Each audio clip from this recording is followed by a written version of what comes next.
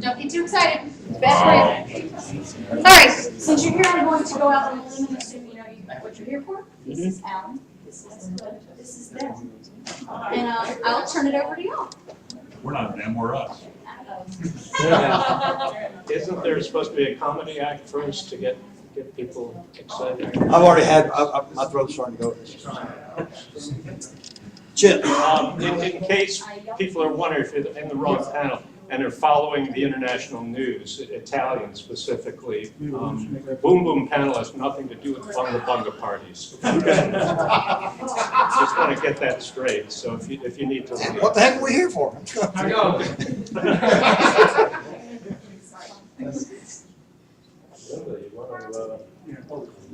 Linda, you still put up with him? All right, this should be a blast. Are there any, Literally. so that's the end of our prepared That's the end of our prepared statement. Are there any questions? How big a blast? Okay. So where do we start? Were we using one fire stick or two? Gunpowder. Yeah. It's a good place to start. You know, historians have broken up the development of gunpowder into the incendiary stage, and then it went into the explosive stage. And I haven't read any recent books or anything on it. In fact, a lot of my references in the 1911 Encyclopedia Britannica, 11th edition. It's a wonderful edition. It might be a little dated, but in that they state that everything happened in the 14th century in our world here, and that was everywhere from China all the way over to Europe, with the Arabs and the Indians in between. According to that reference, there was no real indication that gunpowder in its black powder form that came about in the 14th century had really developed in China. I think things have been found ever since that negate that. But you can relate what's happening in the Wheel of Time probably to the 14th century, because that's when the recipes for black powder, gunpowder, were actually written down. And the history went from the incendiary stage to the explosive stage, because guns were developed and started to use black powder. And prior to that, I mean, we all know about the fireworks that the Chinese were involved in, which really didn't do a whole lot. But they were apparently used in warfare as well, but more for the flames and sound to scare the opposing troops, doing more than pretty much anything else. So we find ourselves in the Wheel of Time akin to the 14th century now. And an interesting sidelight, the first indication of gunpowder being used in guns were by the exercise of a man who was the first one to have been identified as having invented guns, and that was a monk named Berthold Schwarz, a German monk. And the other major person in Europe to write about gunpowder and its development was an English friar named Robert Bacon. So the fat was in the fire ever since with that. What else can we say? Perhaps that the first general to introduce cannon was a one-eyed Czech gentleman named Jan Žižka, and he was, of course, a parallel Mat. So he was supporting the Hussites, that was a religious movement, and the head guy, well, the founder of that Hussite movement, which was rebelling against the establishment, was a parallel Ram. Jan Hus was his name, so they're both called Jan. Jan Hus is a parallel Ram, and Jan Žižka, the one-eyed general, is a parallel Mat. I guess what else could we say? That gunpowder we should go into the three components maybe. Yeah. saltpeter, also called potassium nitrate, sulfur, and charcoal. The sulfur helps the gunpowder from spoiling, the idea was that heat ignited the potassium nitrate would explode, form gases which pushed a projectile out of a confined space. If you didn't have the confined space, you didn't have an explosion. That's why fireworks didn't tend to explode, because the gases could escape so easily. But in the chamber of a gun, the gases can't escape, so they actually force the only moving part, hopefully, in the gun out, which is the projectile. Of course, sometimes they exploded the gun too, didn't they? Yeah, the projectile didn't come out. Yes, that's right. And if the metal wasn't strong enough. And that's why Aludra's quite smart, isn't she? Going for bronze, because it's a lot stronger than, say, cast iron, which would be the other alternative in that world. Yeah, Aludra is really the Bertold Schwarz. I mean, she took gunpowder from the incendiary stage to the explosive stage and starting to put it to use. But before the dragons, of course, anyone remember what the very first explosive use she made of gunpowder? The grenades used by the slingmen with the sling staffs, 4-foot long stick that were thrown after they were lit. Their fuses were lit. What else do we have going on? The slow matches that she developed. Oh yeah, slow matches. Well, okay, truly the illuminators invented the idea of the slow match, the fuse that slowly burns, but she has the strikers, or true matches, to light the fuses, yeah. Yeah, the slow matches we know of from the early days would last, what, about four minutes before they went out. Yeah. So you could light a lot of cannons that way. Let's see, the gunpowder itself is very interesting. If you look at the books, Aludra had a supply of this stuff. And you have to ask yourself the question, where the heck is she getting this? Yes. Now, saltpeter is an interesting, people know what saltpeter is, really, the potassium nitrate. It was found in pure form, actually, primarily inside stables, or under the floorboards of stables. And it's actually a material that they call brush. It's a whitish, very porous material that they used to scrape off when they wanted to make some bangs for one reason or another. I guess practical jokes were big in the 13th century or so. They could scrape some of this off at a stable and put a spark on it, and it would explode. The problem with using that directly in gunpowder is twofold. You're going to have to put a lot of people out into the countryside scraping stables to get enough material to really support a war. And secondly, in its pure form, if you don't process it somehow, it's mixed with a lot of granular material, sand, dirt, so forth, which could score the inside of a cannon very quickly and blow it apart. So it has to be processed. The processing initially, and for a long time, done in these what appeared to be big mulch beds, or vegetable matter and animal dung mixed together. And they set out, I don't know, Linda, I've heard various lengths of time, but it can take up to 10 months to get a pure form of saltpeter from this process. So again, you have to ask yourself, where the heck is Aludra getting this stuff? We don't know how many illuminators are left, but we know that she had to have had a supply when the illuminators were still operating, because they used a lot of this stuff with the night flowers. She also, if you remember in Jorador, she procured 2 wagons full of materials for making gunpowder. So what's going on here? Was this a Confederate from the old days who she used to work with as an illuminator, who still had supplies of this stuff? Are there hidden stores of gunpowder all over the world that she can go to where gunpowder's squirreled away? Or is this stuff being used for some other purpose? And we know that potassium nitrate is a fertilizer. So can it be implied that farmers in this world were actually using chemical fertilizers and not just dung, as was done in the Middle Ages and back, and by organic farmers today?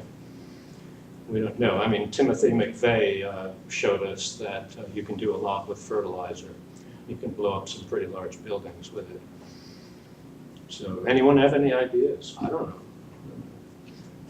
Well, I mean, the salt merchant was getting them out of brine wells. And the brine, The salt. yeah, I think it was a byproduct of the brines. So he's getting ordinary salt, he's getting perhaps some magnesium salts too, and he was getting potassium nitrate, saltpeter. Because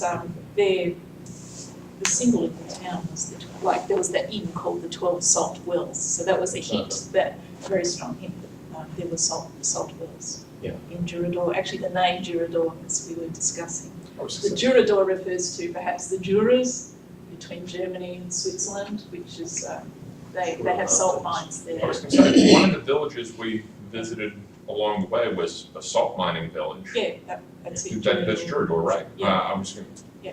to, Yeah. they've got salt flats there. I don't know why we couldn't Well, there's have salt a wells. convenient answer. But as Alan says, who knows what they were using the saltpeter for? Maybe they were just selling it to illuminators. One thing she asked where there wasn't, she asked for a ton of backwater. Yeah, Mhm. well, she knew that was Is that another another? source. Yes, Yes. another major source. Yes, Yeah, very animal much dung. so. Yeah. In fact, Carlsbad Cavern was a big source of it, as was Mammoth Cave in Kentucky. In the Civil War, war between the states for you Southerners, Mammoth Cave was totally taken over for the production of it started in Virginia and West Virginia, which is a big karst area, a lot of limestone caves there. And as time went on, it shifted down to Tennessee and Kentucky. And kind of your territory, I think. You're northern Georgia, aren't you? Right over the line. In northern Alabama also. And I'm sorry, Alabama, right, very much so, very much so. And a lot of these places still give tours. Oh, yeah. I grew up in a house, it'll be at about a half mile from me, the entrance to a major underground cave, and it's the headquarters of National Geological Society, so. Yeah, all over down there. Yeah. And it's not very much fun when you find it in your cave. The hard thing they had for the saltpeter mines in Tennessee was the only water they had access to was what actually came in the mouth of the cave, because a lot of these caves were dry. And so the bats would come in and hibernate in there over the winter. And there's still wooden bats and wooden sloughs that you can see where they collect this stuff. And they had nobody's really figured out how they got all the water that they needed to process that. But there's some theories on that.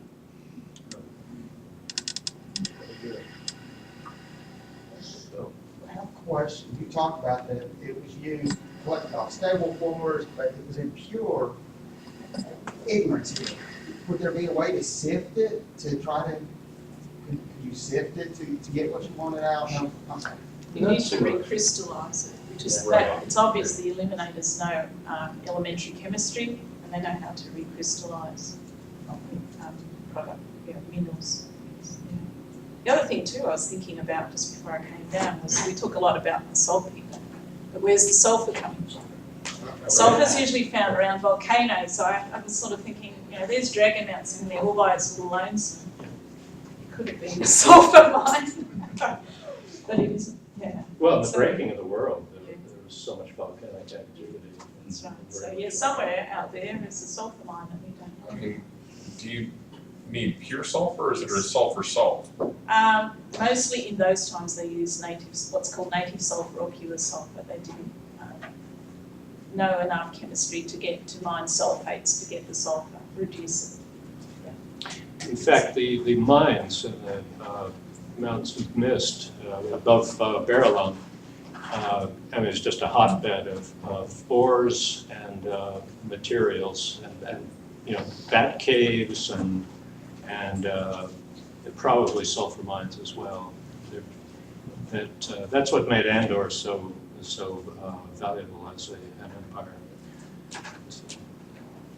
Carrain, one of the 2 chapter houses was in Carrain, right? Right. And Carrain's a 2-day travel from the spine of the world.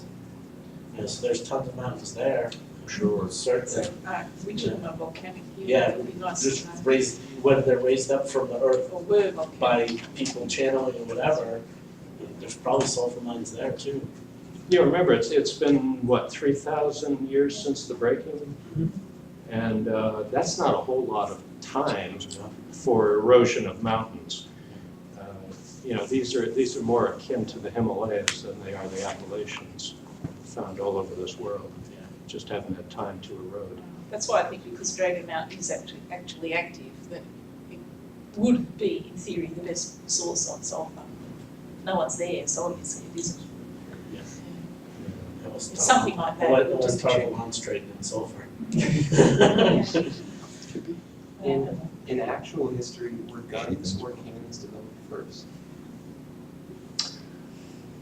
I know Schwartz did some guns that were more akin to, what are they, not blunderbusses, but muskets. The smooth They like bore. handheld cannons? Yeah, handheld cannons. So they really were closely developed together. The big one on your wagon and the little one you held, pretty contemporary. Again, history's pretty murky on this because the Chinese, for example, developed cannons that were big bamboo, because they grow really big bamboo there. And they bore it out and then wrap iron straps around them. And that would keep them going for a little while until they exploded. When we're seeing Aludra doing her test firing and being able to get as accurate as she was, and then when you're looking at first smooth bore, because we don't have any handed rifling or anything like that, that's pretty darn good accurate. Yeah. She's sharp. Yeah. I mean, she is so talented. I mean, she grinds the gunpowder without even wetting it. It seems she puts something in. Matt's to there in effect. Yeah. She doesn't have to do it for 24 hours straight. Oh, no, it's so that's pretty good. Yeah, but she has a good hand, obviously. But a lot of people have been blown up because it's often processed with water just to eliminate any possibility of a spark, because you're gone if it gets touched off. So where do you think armaments are going in the last book? Anyone have any wild ideas? They'll probably develop projectiles. It's what? They'll probably develop a projectile. The projectile. I'm expecting something with crossbows that he keeps trying to do. Yeah, and that's I mean, the end of Knife of Dreams, that battle with Mat against the Shanshan And was he keeps trying to figure out something to even advance a little bit more though, so. Right. Something. I think you're gonna get the full, almost like the old Gatling gun crank with crossbows. Uh-huh. There's gonna be multiple ones. But I don't see the cannon being any more than just the cannon, but just in a larger scale, like he's been doing now. I think the scary part about the cannon is not so much the cannon itself, but it's the fact that Aludra's first idea was detonating the projectile. She started with grenades, Yeah. and then she expanded it to detonating cannonballs. Yeah. I mean, we saw, there's stories about, detonating projectiles in the Civil War. And as long as she knows how to time it right to get it to explode, she can blow up a significant portion of an army with one cannonball. Yeah, well, remember, she's also a master at the timed fuses. Exactly. So they were color-coded, in fact. Yeah. So I think that's really the scary part, is that she's gonna have, the band may take Andor back or Camlin back by themselves just by using well-placed cannon fire. But now she already developed the exploding shells.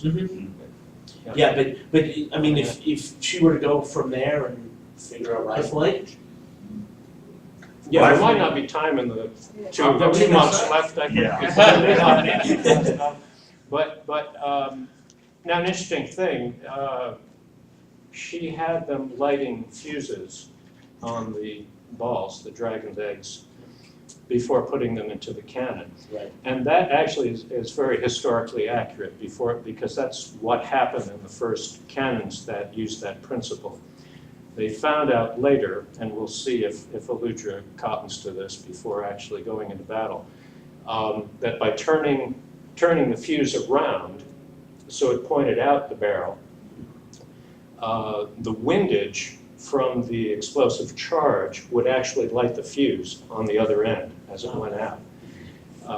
In fact, the French, I guess, developed the technique of actually putting a shoe of sorts, a sabot, or sabot, are there any Frenchies in here? Sabot.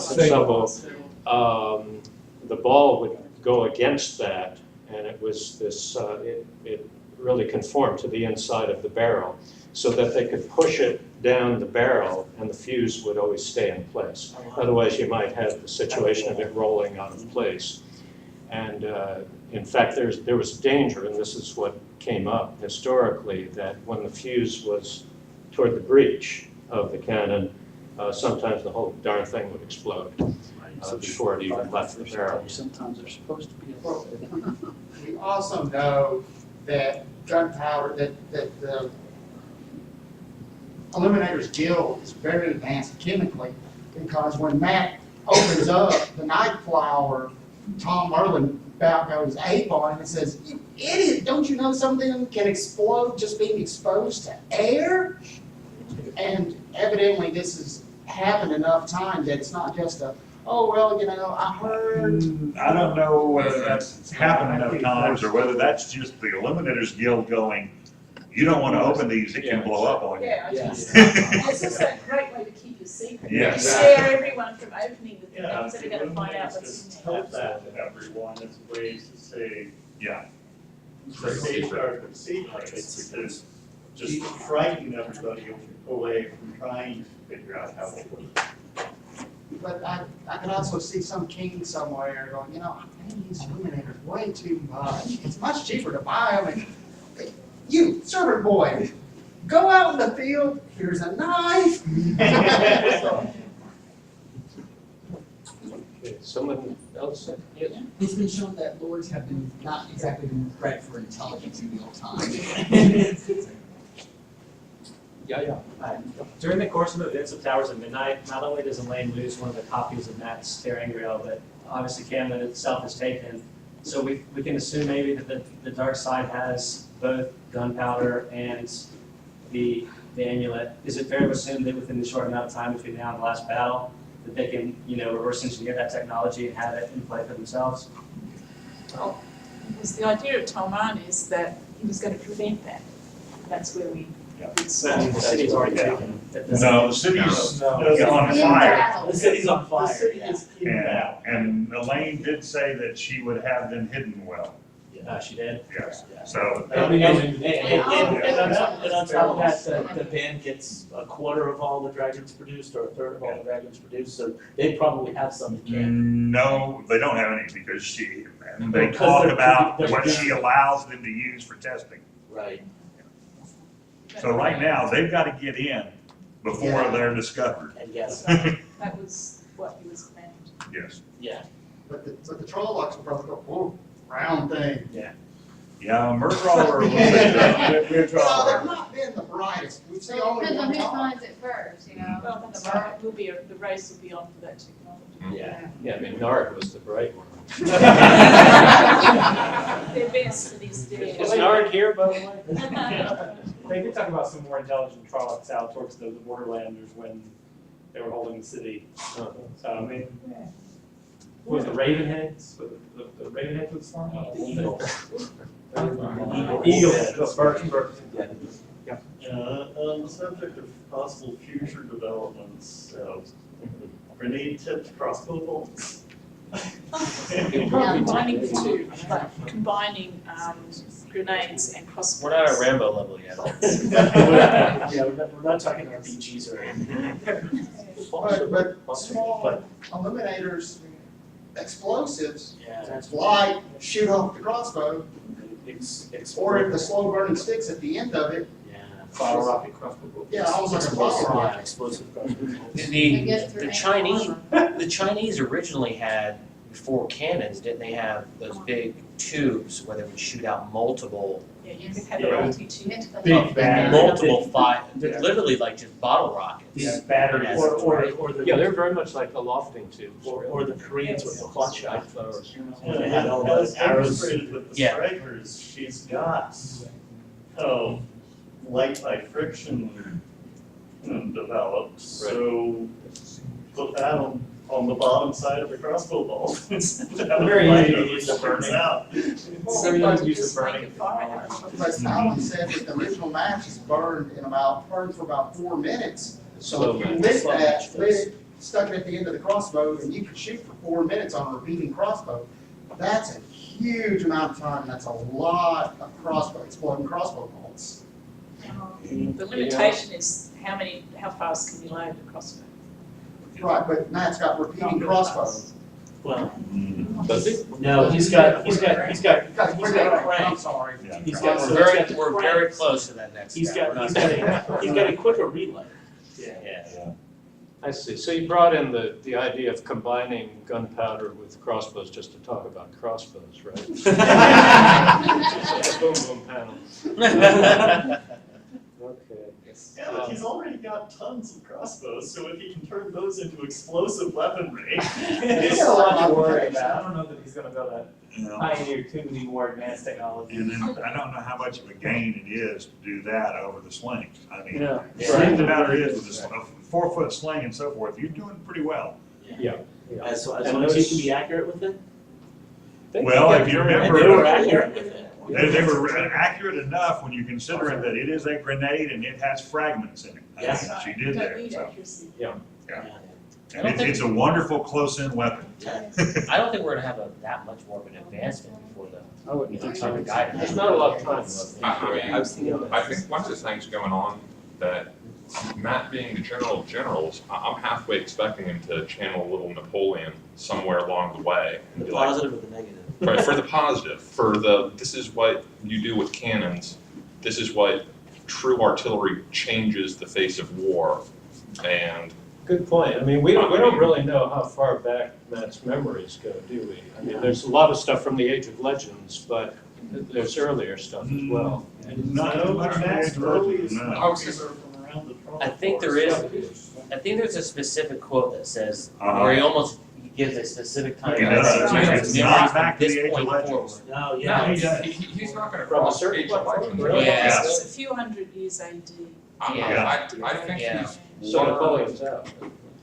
how things interact, and that just gives him the But ability he's to been with the integrate Finns these now. to the True, battle. but he's also pulling geniuses from many, I mean, he could combine those to Yeah. do his own theories. It's more inference or proxy, not actual Napoleon, I think is Yeah. what he was talking about.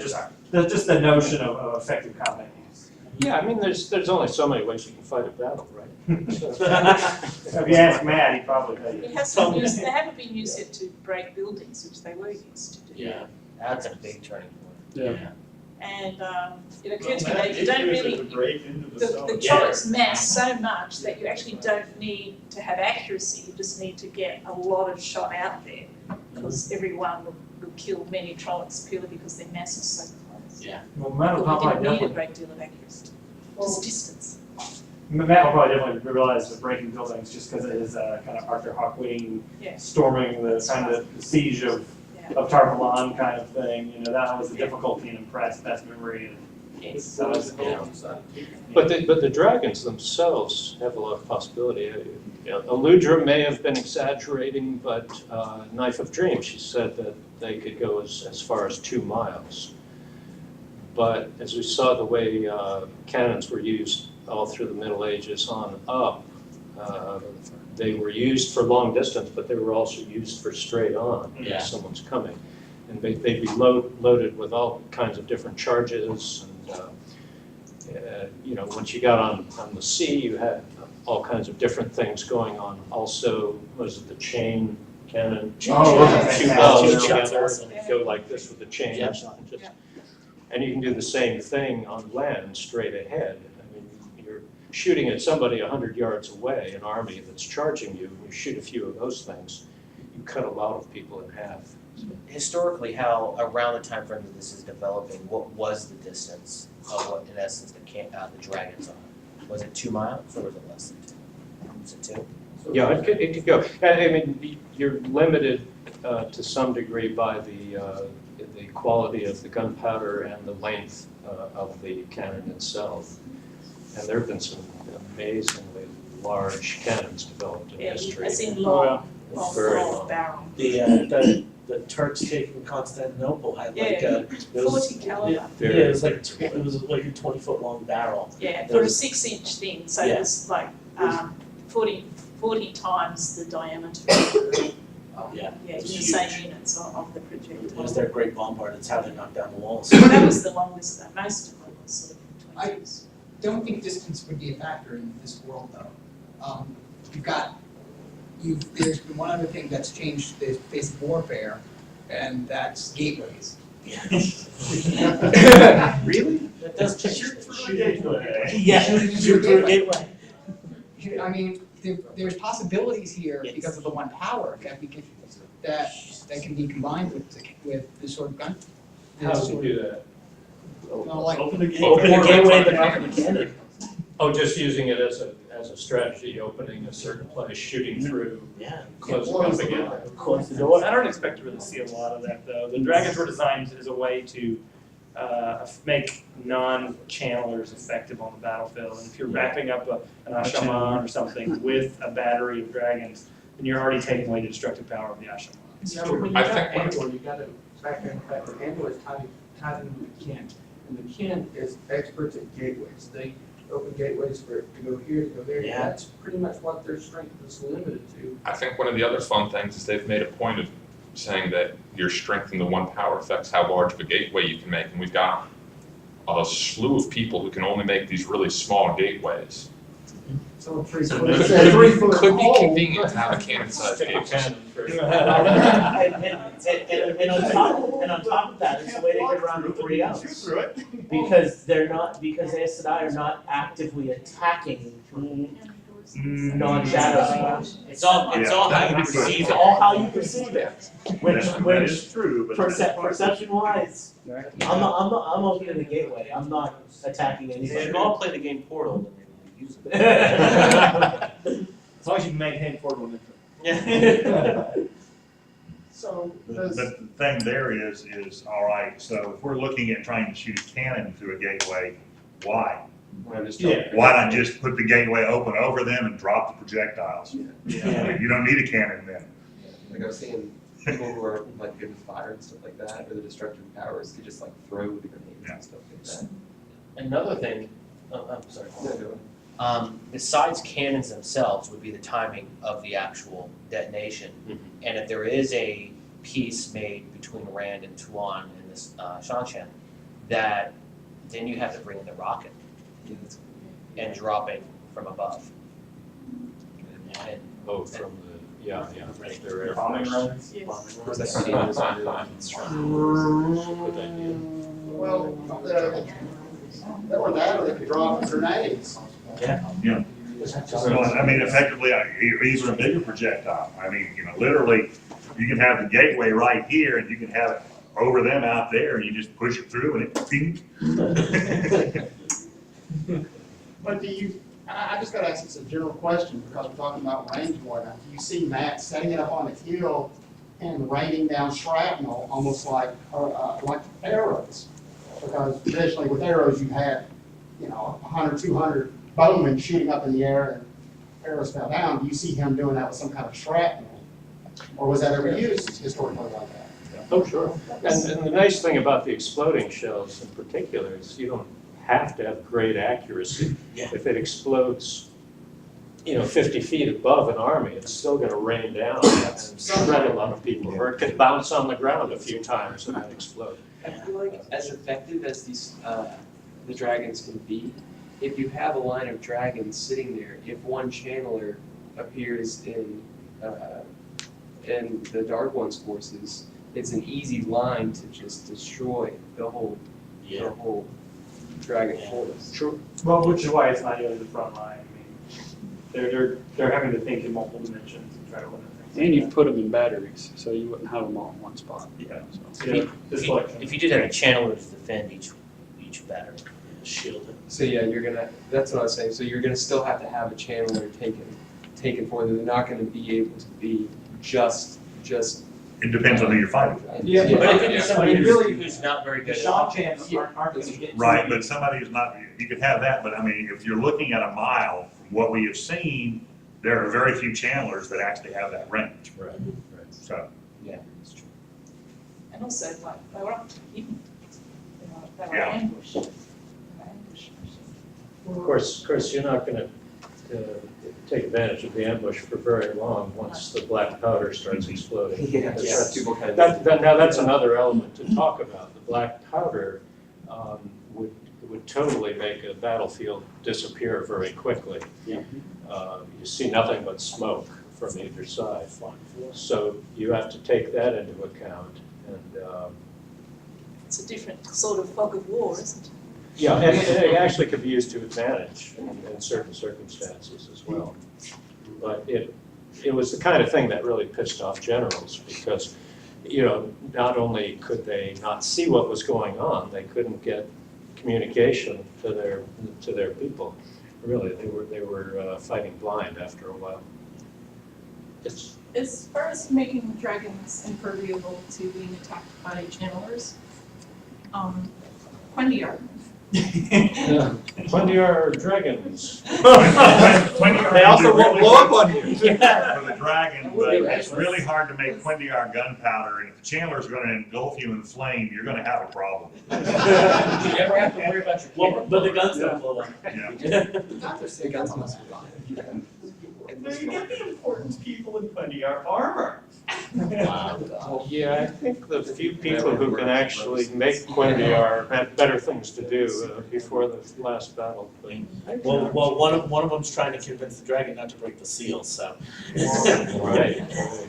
Well, I mean, kind of the whole thing that we're thinking of is how advanced or how much forward thinking are they going to have before the short period of time for the final battle? Is Mat and the memories that he has going to be able to consider shrapnel, or is Alejandro? He's already done it. To an extent, correct. Well, he's talked about, what do they call it? But it's a charge that splits in the air. Right. And he's already talked about that. That's a canister. So how far is that going to be able to be implemented prior to, before this final just battle? having the You mean idea get the supplies. The supplies, the strategy of setting that in place. I mean, you don't have that much time to train to that. And then we talk about, resources. Do we have a channeler defend this particular battery, or do we have them doing, other things? And not only that, but Matt's gonna go back to Cameron, and he's kind of gonna be occupied. For sure. I mean, he may not, Ideally. he may not show up at the plate until it might be too late. I think Dialer's got to come. Remember, Aludra's really covering this. She's the general in this case. She's putting it all together, the package, the supply lines. I mean, there's a lot going on off page that you don't know. But remember, every bell founder in a large area is now dedicated to making the dragons. They need a lot of copper and tin. I think she's making centuries worth of technological advancements in her lifetime. I think we get to cheat a No, little not bit. in her lifetime, in 4 years. 3 4 years, 2 years. years. Look, it just shows that, guys are good at one thing, women can multitask. Stop catering to the audience.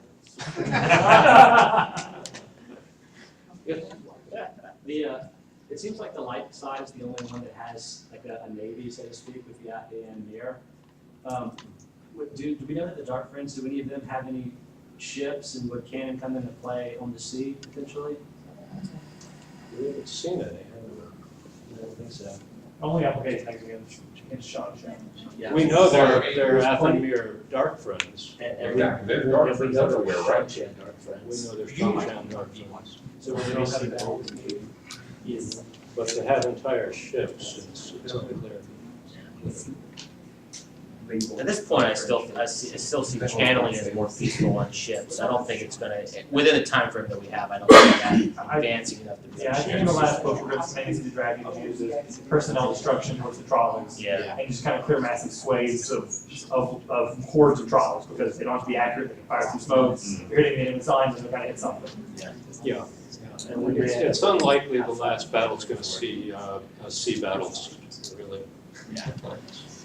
How much does noise play into the effect? I mean, this is something that nobody, I mean, now the people from Camerland have seen or heard the cannons being fired, and they're kind of getting inoculated to it. But say the trawlers, which are cowardly anyway, how much will the sound and the smoke have as a demoralizing effect, do you think? I mean, besides the fact that huge swaths of them just turned into a bloody rain. They kind of dealt with the wind power though, which is It has like that much destructive, so it's not going to be like But totally. it's not a sound. But it's not a sound, you know, okay, Smell's gonna bright smell like flash. the slopes of Thakandar. I mean, the smell's not gonna be a factor either. Just as much as it's putting them in fear though, couldn't it also put them in a frenzy? They're gonna have dreadlords and murder out. I mean, because you're fighting for your life, like all that stuff. Yeah, I mean, there are all kinds of possibilities with that. But just as good. I mean, anybody who's been in combat knows that, you've gone through a lot of exercises, so you know what the sounds are like and everything that goes with it. But in a battle situation, it's a whole different story. And yeah, the Trollocs especially are very cowardly. They need the dreadlords the Fades to whip them into battle. And a lot of them are going to be running. There's a military officer, Lieutenant Colonel David Grossman, and he's got this nice theory that he calls the Big Bang Theory, which essentially amounts to whichever side is producing the biggest, loudest bang gains a psychological advantage over their opponent. And as much as we've got the one power and everything else like that, I would imagine cannon, these huge plumes of smoke going out would very much fall into one of those kind of situations, and would also be something that, Jordan might have had some exposure to somewhere along the way. That also explains why when troops in old times, troops would scream as they charged each other. Yeah. Absolutely. Oh, yeah. Very patient gentleman behind you. So, kind of going on a tangent here, are there any resources in Ilion that would aid Matt? And I say that in the line of the Horn. The Horn is always tied to Ilion, and we haven't seen the Horn go there. So, thereby, can Matt go to Ilion and get some resources from there that he might need? What kinds of resources do you think you have? Just anything he needs for gunpowder or more dragons, that type of stuff. Sure, I think Alien's really gotten the short end of the stick though on this. They never did see the Horn, did they? That's why I'm theorizing that's where they're going. Put them out as cannon fodder. Here's the horn, follow me. Yeah. Well, there's always a semblance of truth in all legends or myths, and it always is tied to Ilion in some way. So I mean, you would imagine that there's got to be something that may come out of that. We may need to read and find out. I already feel bad from the horrible. I did it. Q&A. Yeah. Yeah. Ram. So what about setting a charge in the Horn? Matt better be able to blow really hard. Well, some people have called them big blowhard.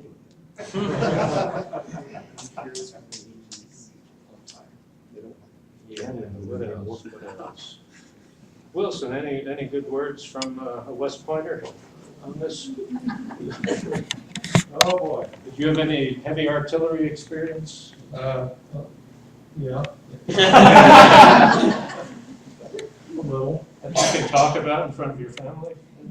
I've had to design gun tubes, right down to the wall thickness, what metals were being used, Really? what were the pressures all along the tube and why, because you were talking about the diameter of the tube. You've got to think about how far you want to throw something.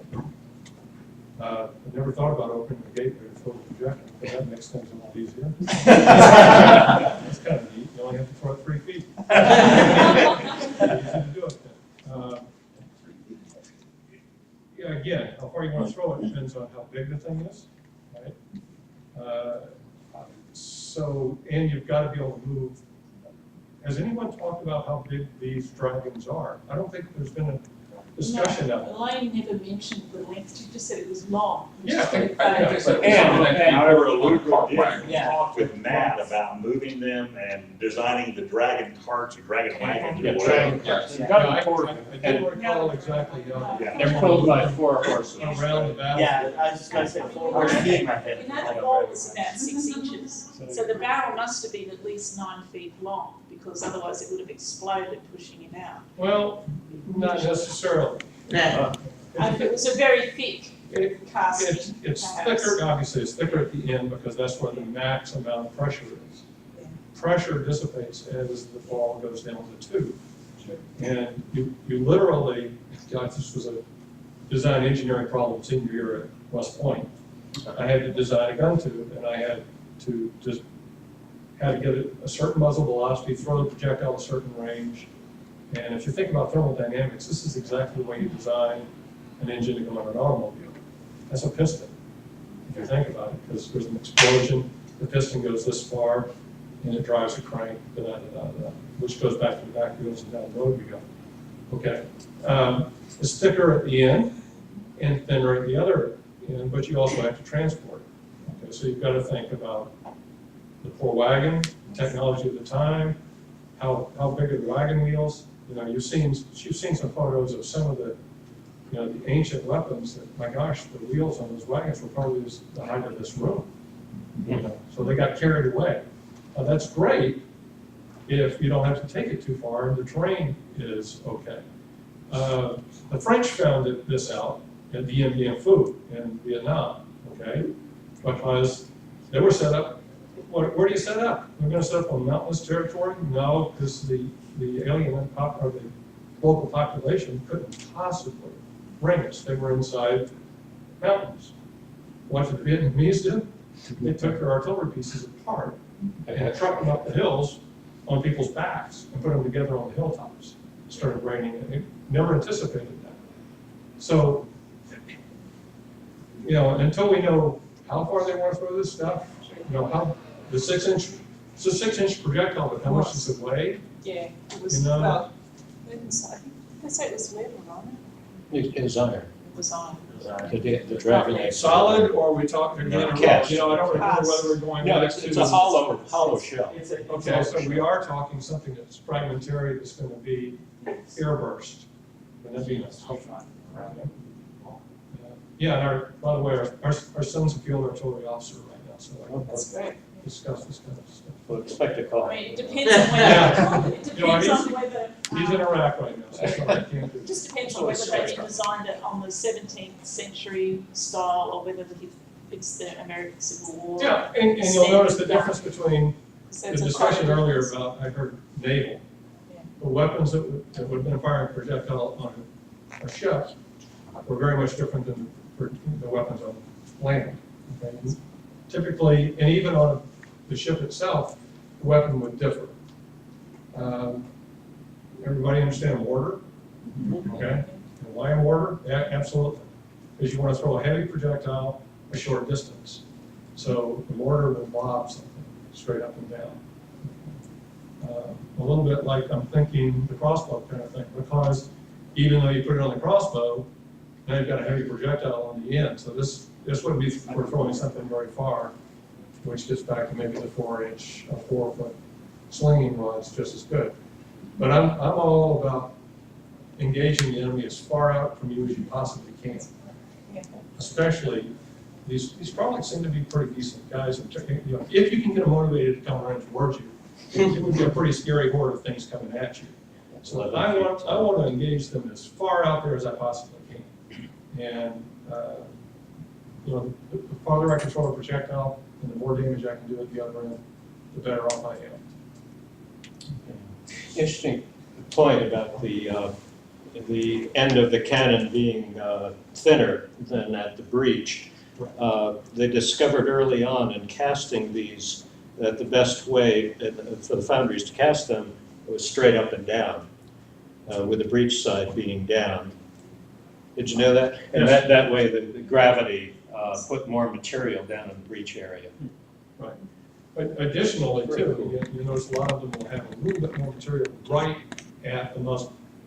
Because even though the pressure dissipates all the way down the gun tube, there seems to be sort of a compounding effect as it leaves the tube. So pressure gets pushed in all directions. If it was too thin, there it comes apart. Okay, we've got a couple more minutes. Leave early for supper? No, we've got a question. Now, at the end of his visions, he talks about the Shanshan getting like rifles. So, I don't know, is that possible? Oh, what in the waste?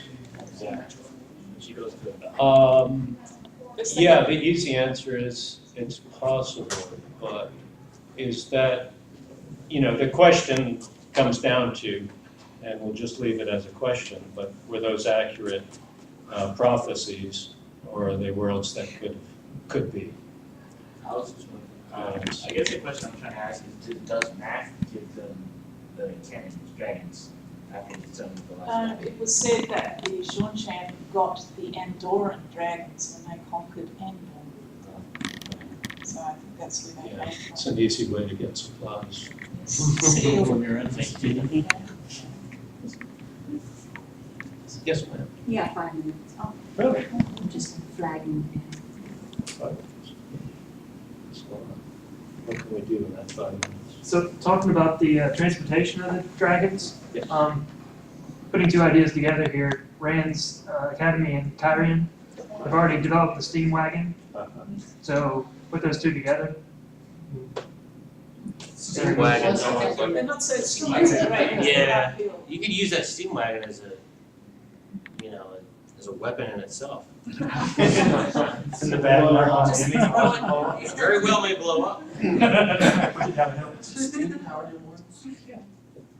Now, if Aludra discovers uranium in the meantime. Yeah. Then what would be the reason to have Rand? She wants to get rid of Tremalkin. They took care of themselves, I think. Yeah, there's the sealing of the board. Anyone see gunpowder being involved in that? Is there any way that the power can be used to make the cannons more efficient? Good question. It's a good question. Well, like, I mean, like, actually, like, firing and stuff, like, just quicker and something like that. To kind of direct the ball. Like anything, yeah, I don't. Interesting. You could even increase the range, though. Like, even rather than using gunpowder, you use. As they did in the Two Rivers, where they improved the catapults. Yeah. function. Yeah. But they just made those more explosive.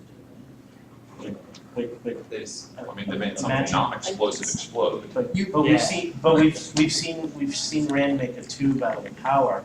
Imagine putting like a tube of air Yeah, off the mouth of the barrel, which would extend out your barrel which extends out your range. quite a bit. Yeah. You could always also You actually do have a point of diminishing returns there. You could also just do that adrenaline rush thing that the Ashman used to make the cannoneers more efficient. The loading, you can make the loading quicker and everything. Or have power forge them. The question then becomes a balance between when is it more efficient to use the channeler to do something that's a direct defense as opposed to an assistive offense. Yeah, and usually it's going to be channeler using for direct defense if you're talking about Ashman. Yeah. But there are auctionmen who, some of the, especially the lower ranks, they talk about repeatedly, you know, I've not attained that rank yet because I can't do this, I can't do that. You know, I'm barely, I got this much of the one power. But But the thing is if you got that much of the one power, how effective is that in helping your cannon? I mean. Well, but if I wash out the fatigue of 8 cannoneers, so they're, you know, running at full tilt, even till they die. What elders say that. It's like some of them are more instructive than others. Well, if you get that one guy who was ridiculously efficient at gateways. That was all he could do. Nothing else. 32 simultaneous, perfectly shaped symmetrical gateways. Based evenly. That's what they could fire the things through, open those gateways. There's just one big one. Can't even cut a piece of paper with one power, but gateways, line gateways, sure, no problem. Well, that would increase, they're talking about the range of them being 2 miles and adding on to what he says about being as far away as possible. If I can only open a gateway a mile out, suddenly my 2 miles become 3 miles for throwing those shells. Yeah, but then you combine that with the idea of the Raken and the tow Raken, and then you have aerial scouts that can carry Ashaman, who can create portals. I'm all about bombing. It's all Yeah, bombing's great, but you also need reconnaissance. Reconnaissance portals. You really don't have. As far as we know, that they don't have aerial troops, so. You could have ambush charges too, dragons that are just there and then they walk. I don't think they have rocket. Even if they have a couple dark friends, whether they get 2 out of the entire. But in World War I, the first pilots didn't have machine guns originally on biplanes. At first they were scouts, and then they started dumping junk and stuff out the planes. They started just solid metal, looked like darts almost, onto the troops, and that was where bombing kind of came from. Yeah, I see that as one of the most, I mean, if you talk about efficiency, Right. that would be, I think, one of the most efficient things. If Aludra could get their timing right on small grenade type explosions, and just have that's all stemming from them, having Now, keeping in mind, and yeah, that would be a good use, but keeping in mind the weight factor too, because the rocket can't carry that much. The tow rocket, but they're much slower. Well, B-52. B-38, Lightning. tow rocket. But some of y'all were last year that the tow Raken combined with Rand's gliders, string release. Suddenly you increase the amount of weight you can draw. Okay. Well, take it up with the shot ship. Good luck with that. Let us know how it goes. All right. Well, thank you so much. Thank you.